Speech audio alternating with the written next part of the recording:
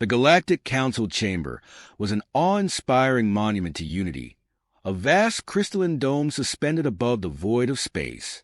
Hundreds of species from across the galaxy were represented here, their diverse physiologies accommodated by tailored seating, artificial atmospheres, and advanced translation systems. It was a place where diplomacy ruled supreme, where war was supposed to be a relic of a primitive past. Today's session, however, was charged with tension. The matter at hand was humanity's bid for membership in the Galactic Council. The species had advanced rapidly in recent centuries, transitioning from a single-planet civilization to one capable of interstellar travel. But their history and temperament had become a source of concern for the Council. Counselor Zathel of the Turnak Collective, a willowy being with translucent skin that shimmered under the chamber's starlight, took the floor. Her melodic clicks and hums filled the air, instantly translated into every language. "My esteemed colleagues, let us not overlook the facts," Zathel began, her tone measured but firm. "Humanity is a species with potential, yes, but their history is real with strife. Their planet's surface bears scars of countless wars, and their archives overflow with tales of conflict. Such a volatile species cannot be trusted to uphold the principles of this council." There was a murmur of agreement from several delegates. Humanity's representatives, seated at the rear of the chamber, remained impassive, though tension radiated from their small group. Counselor Vrak of the Kilgar Dominion rose next, a towering insectoid creature with razor-sharp mandibles. Vrak's voice was a low, resonant hum that demanded attention. "I concur with Counselor Zathel," Vrak said, his multifaceted eyes glinting in the chamber's light. "Humans lack the discipline and unity that define advanced civilizations. Their wars are primitive displays of aggression, born from fear and mistrust. They would crumble under the weight of a true interstellar conflict." This sentiment was echoed by others. Delegates from the Valrian Accord, the Marin Hives, and even the usually neutral Ithran Assembly voiced similar concerns. Humanity, it seemed, was being painted as a species driven by chaos and incapable of contributing meaningfully to the Council's mission of peace and cooperation. The humans remained silent, their expressions carefully neutral. Among them was Ambassador Marcus Wright, a diplomat of considerable renown who had spent years preparing for this moment. Beside him sat General Samantha Hayes, a decorated officer of the United States Marine Corps. Her uniform was crisp, her posture impeccable, and her gaze unwavering as she listened to the Council's deliberations. Finally, Ambassador Wright stood. He was a slight figure compared to the towering alien delegates, his black suit almost austere in contrast to the vibrant attire of other species. Yet his presence filled the chamber as he stepped forward, his voice amplified by the chamber's acoustics. "Esteemed counselors," Wright began, his tone calm but resolute, "I have listened to your concerns, and I acknowledge the validity of your observations. Humanity's history is indeed marked by conflict, but I would ask you to consider the full picture before passing judgment." He gestured to General Hayes, inviting her to join him at the central platform. The Marine rose and strode forward, her boots clicking against the crystalline floor. She stood beside Wright, her presence a stark contrast to his diplomacy, a living embodiment of humanity's capacity for strength and resolve. "This is General Samantha Hayes of the United States Marine Corps," Wright said. "She is here to address your concerns directly, to provide insight into who we truly are." The chamber fell silent as Hayes surveyed the gathered delegates. Her eyes, a piercing shade of blue, seemed to see straight through the alien dignitaries. When she spoke, her voice carried the weight of authority earned through years of service.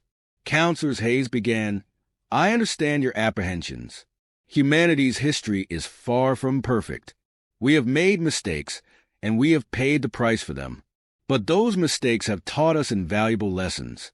They have shaped us into a species that does not fear adversity, but confronts it head-on." Her words were measured but powerful, each one landing with precision. Some of the delegates shifted uneasily in their seats, their initial skepticism tempered by her conviction.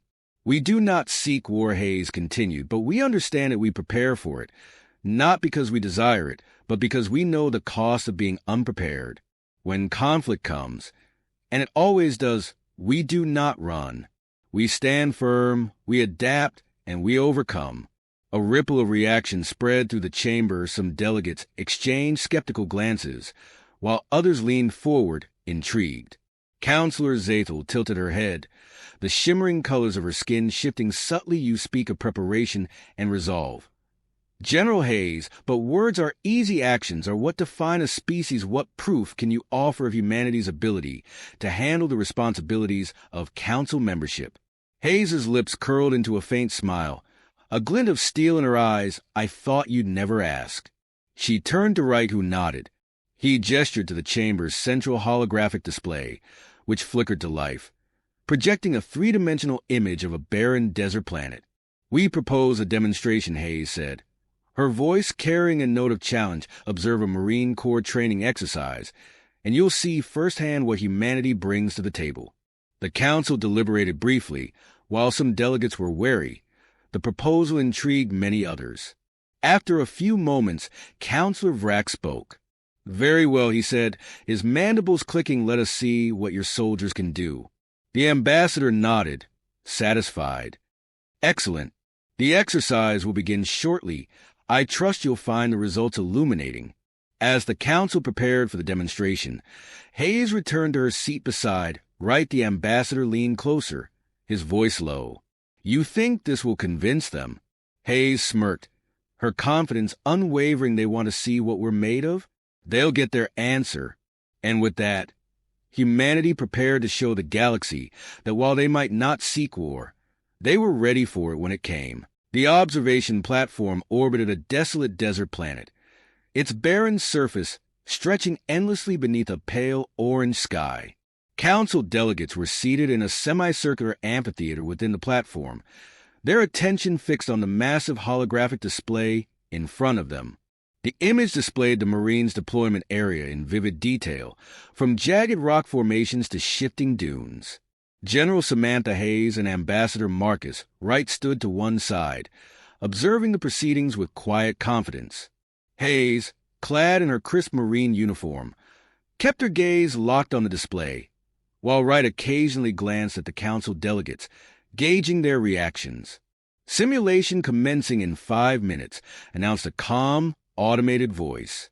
Counselor Vrack leaned toward his Kilgar Dominion aide, his multifaceted eyes flickering with skepticism. This will be nothing more than a show of theatrics, he said in his resonant tone. Humans excel at bravado, but this environment will expose their weaknesses. Counselor Zathel, sitting nearby, clicked her mandibles softly in agreement. They may excel at primitive combat, but they lack the adaptability for interstellar warfare. We shall see. Hayes overheard their murmurs, but remained outwardly unfazed. She tapped into her earpiece, opening a direct line to the Marine strike team below. Sergeant Jackson, report, Hayes said. All systems green, General, came the sergeant's reply. His voice was calm, even relaxed, as if he were preparing for a routine drill rather than a high-stakes demonstration. The team's ready. Just say the word. Stand by, Hayes replied. The council delegates settled into their seats as the countdown reached 0. The holographic display zoomed in on a cluster of drop pods descending through the planet's atmosphere, their fiery trails cutting across the orange sky. The pods hit the ground with a series of resounding thuds, their impact kicking up plumes of dust. Deployment successful, Hayes noted to the council. Now observe. The pods opened, and the Marines emerged in full combat, geared their exoskeleton suits, enhanced their strength and agility, while their helmets provided real-time data on their surroundings. Each Marine moved with purpose, their actions coordinated and precise. The strike team immediately established a defensive perimeter, deploying motion sensors and reconnaissance drones. Within minutes, they had mapped the surrounding terrain and identified potential points of enemy engagement. Counselor Zathel watched intently, her shimmering skin reflecting the holographic glow. They are efficient, she admitted grudgingly. But this is merely preparation. The true test lies in execution. As if in response to her comment, the simulation escalated. Automated enemy units began to appear on the holographic map, their red markers converging on the Marines' position. These units, modeled after common galactic adversaries, were equipped with advanced weaponry and adaptive AI. The counselors leaned forward as the first wave of enemies launched their attack. The Marines engaged. The Marines responded with textbook precision. They took cover behind natural rock formations, their exoskeleton suits allowing them to move swiftly across the rugged terrain. Weapons fire erupted in coordinated bursts, each Marine covering their teammates as they advanced. Sergeant Jackson, leading the team, barked orders through the comms. Bravo team, flank left. Alpha team, suppressing fire on my mark. Copy that, Sergeant, came the replies, their voices calm despite the intensity of the simulated battle. The display zoomed in on Alpha team as they unleashed a barrage of suppressive fire, pinning down the enemy units. Meanwhile, Bravo team maneuvered around a ridge, using the terrain to gain the upper hand. Within moments, the Marines had neutralized the first wave. Counselor Vrack emitted a low hum of skepticism. Impressive, but predictable. These are merely standard tactics. Hayes smirked. Then let's raise the stakes. She tapped the control on her wrist, signaling the simulation overseers to increase the difficulty.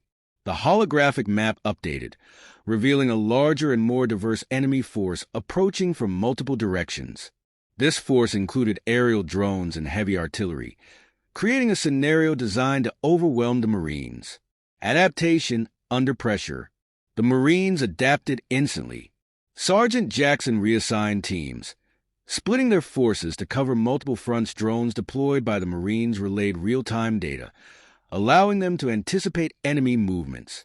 Delta team, take out that artillery, Jackson commanded.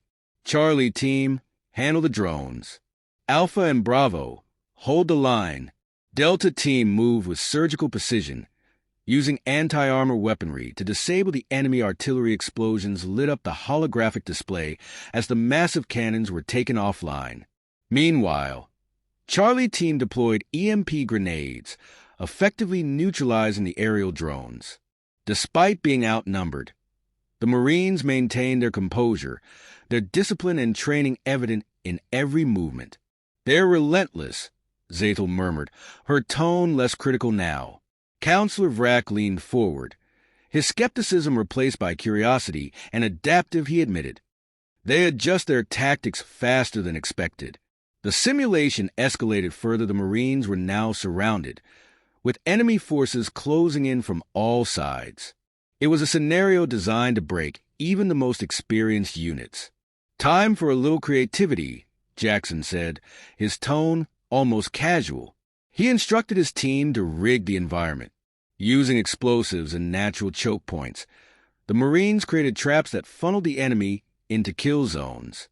When the enemies advanced, they walked straight into a carefully orchestrated ambush. Within moments, the tide of the battle shifted. The enemy force was dismantled with brutal efficiency, their remaining units retreating or being neutralized. The Council's reaction. When the simulation ended, the observation platform was silent.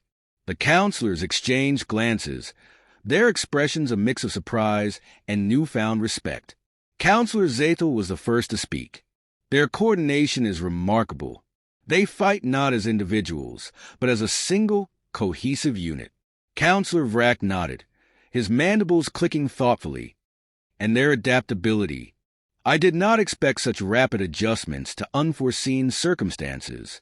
Hayes stepped forward, addressing the council directly. This is what we do. Marines are trained to operate under extreme pressure, to adapt to any situation, and to succeed against overwhelming odds. We don't fight for glory or conquest. We fight to protect. Her words carried weight, resonating with many of the delegates. Ambassador Wright added, this demonstration isn't just about our capabilities. It's about our philosophy. Humanity understands the cost of war better than most.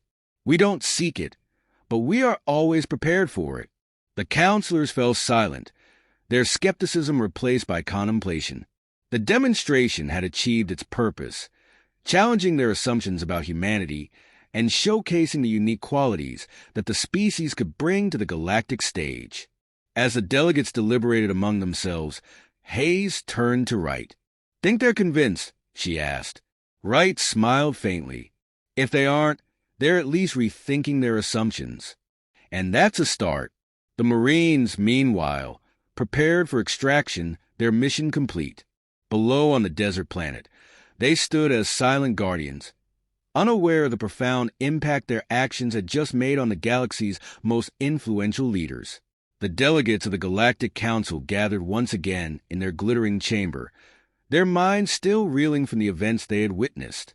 The holographic demonstration had concluded hours ago, but the images of the Marines' precision and adaptability lingered. For many, it was an unsettling revelation. For others, it was a testament to humanity's potential.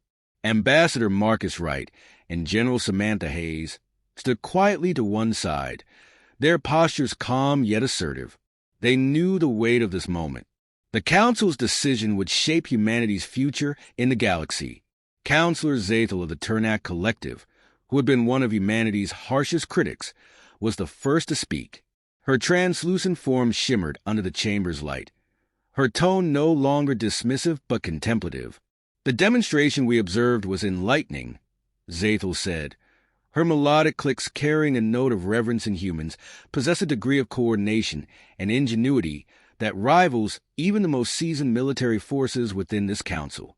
Counselor Vrack, the Kilgar Dominion's formidable representative, nodded in agreement. I, too, was impressed. Their discipline and resourcefulness were undeniable. But what struck me most was their ability to remain unified under pressure. They fought as one, adapting seamlessly to an evolving battlefield.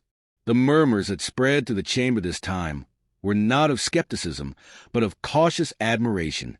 Delegates exchanged glances, their previous reservations giving way to curiosity and respect. Counselor Draviel of the Marin Hives, a creature composed of hundreds of interlinked insectoid drones, raised a collective voice. Humans have proven their capability for war. But this council values peace above all else. Can they truly commit to preserving it? Ambassador Wright stepped forward, his measured tone filling the chamber. "Counselor Draviel, I appreciate your concern. Humanity does not glorify war. We despise it because we know it's cost our history as a tapestry of conflict. Yes, but from those experiences, we have learned resilience, unity, and the value of peace. When we fight, it is only to protect what we hold dear or to defend those who cannot defend themselves." General Hayes added, "The Marines you saw in that simulation aren't just warriors. They're also peacekeepers, engineers, and medics. We rebuild as much as we protect. For every weapon in our arsenal, we carry tools to restore what war destroys." The chamber fell silent as the counselors digested their words. Then Counselor Ithis of the Ithran Assembly, a being with a crystalline form that pulsed with gentle light, spoke. "Humans have shown they possess strength and wisdom born of hardship. Their actions today speak louder than the doubts we harbored yesterday. Humanity's inclusion." The counselors convened in private chambers, debating humanity's future within the Galactic Council. For hours, voices rose and fell. Arguments clashed and converged. Finally, they emerged, their decision etched into the annals of galactic history. Counselor Zathel took the floor to announce the verdict. Her tone was solemn, her words carrying the weight of the Council's collective judgment. "After much deliberation, we have reached a consensus. Humanity shall be granted membership in the Galactic Council." A ripple of reaction swept through the chamber. The humans, standing at the edge of the room, exchanged subtle but triumphant glances. Ambassador Wright stepped forward, bowing his head slightly. "On behalf of humanity, we are honored by this decision. We pledge to uphold the principles of this council and to contribute to the prosperity and peace of the galaxy." General Hayes's voice was firm yet respectful. "And if the day comes when peace is threatened, you can count on us to stand with you." A test of resolve. Humanity's inclusion in the council marked the beginning of a new chapter, but the galaxy's peace was fragile.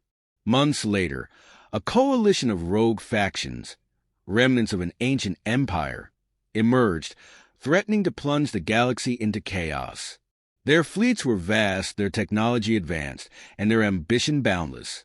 The Galactic Council convened an emergency session. The counselors, now unified in purpose, knew they had no choice but to respond. Yet there was hesitation. The Council's forces were not designed for prolonged warfare. They had relied on diplomacy and deterrence for centuries. It was then that Ambassador Wright and General Hayes stepped forward. "We will fight," Hayes said, her voice steady. "The United Earth Fleet and the Marine Corps are prepared to lead the charge. But we won't just defend. We'll end this threat decisively." The Council hesitated. Humanity was new to their ranks, untested in real interstellar conflict. But the memory of the Marines' demonstration still lingered, and the Council knew that the humans possessed a unique resolve. "Very well. Counselor Vrack said humanity shall lead the vanguard. Prove to us that your resolve is as strong as you claim." The battle for the galaxy. What followed was a campaign unlike any the galaxy had seen. The rogue factions' fleets clashed with the United Earth Fleet and its allies across multiple systems. The humans, true to their word, took the brunt of the fighting, their ships and soldiers at the forefront of every engagement. The Marines earned a reputation as relentless warriors, their adaptability and courage turning the tide of battle after battle on the ground. Their tactics dismantled enemy strongholds with precision. In space, their fleet commanders orchestrated maneuvers that outwitted even the most advanced adversaries. One decisive battle occurred above the planet. Krythar, the rogue factions, had established a heavily fortified base on its surface, protected by an armada in orbit. The Council's forces hesitated, unsure of how to proceed. "General Hayes took command. Will punch through their lines," she said, her voice calm despite the stakes. "Once we secure the orbit, the Marines will handle the rest." The plan was audacious, but the execution was flawless. The Earth fleet broke through the enemy armada, paving the way for the Marines to deploy. On the planet's surface, Sergeant Jackson and his team led the charge, dismantling the rogue base from within. A new era. When the campaign ended, the rogue factions were defeated, their remnants scattered and powerless. The galaxy had been saved, and humanity's place in the Council was cemented. In the aftermath, the Galactic Council convened once more. This time, it was not to debate humanity's worth, but to honor their contributions. Counselor Zathel, who had once doubted humanity, spoke first. "You have proven yourselves not just as warriors, but as protectors. Humanity has earned its place among us." Ambassador Wright and General Hayes stood before the Council, their expressions a mix of pride and humility. "We fought not just for humanity," Wright said, "but for all of us. Together, we're stronger than any of us could be alone." General Hayes added, "Let this be a reminder that peace is worth fighting for, and that when the time comes, humanity will always stand ready." From that day forward, the galaxy viewed humanity not as a species to be feared, but as an ally to be trusted. The Marines became legends, their stories told across countless worlds. And the Galactic Council, once skeptical, found in humanity a new strength, one forged in the crucible of adversity and tempered by a resolve that would never waver.